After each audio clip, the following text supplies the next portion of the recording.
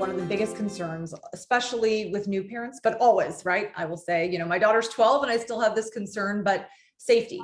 It's one of the biggest concerns when parents are sending, their kids to school, and there's a lot of ways to address safety concerns. There's aids, obviously there's one-to-one aids, but there's a lot of ways to address that more than, just aids alone. So can you touch on some of those circumstances and how can parents address this in their child's IEP? Part of what you're asking is how parents can be comfortable, right, sending their child to somebody else when there's a safety concern. So you mentioned aids, which, not every child actually needs or should have a dedicated aid. I think we should be careful when we have aids.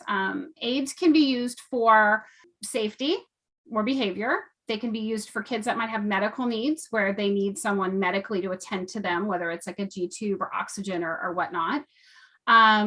Academics, meaning you might have a kid who doesn't have safety or behavioral issues, but can't focus and needs someone to help refocus them to their academics.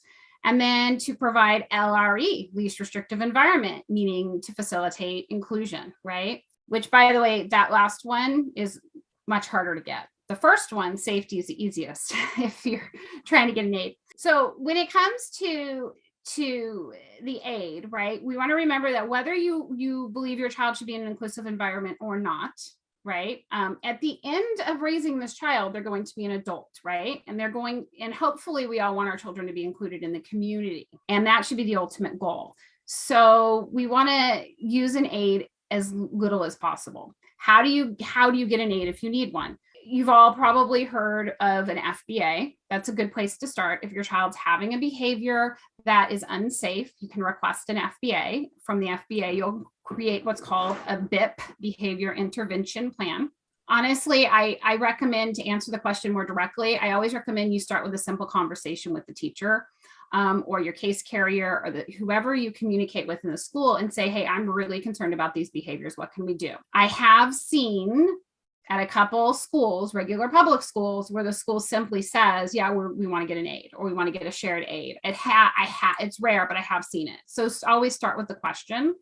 And an FBA certainly, even if they say, yes, we're going to get an aid, asking for the FBA or the SCIA assessment can't hurt. And I mean, I think something else that you pointed out that's important is that an aid doesn't always have to be a one-on-one aid. It can be a shared aid, as you said, a classroom aid, a partial day, doesn't, not necessarily somebody that has to be with them. And some kids do require someone to be with them all throughout the school day, but some don't. And so so it's important, if you think that aid means one thing, it's also really important to make sure that you're speaking the same language, like you said multiple times. Right, because if a child just needs academic support, right, then that aid would not be available during recess or lunch, right? Right.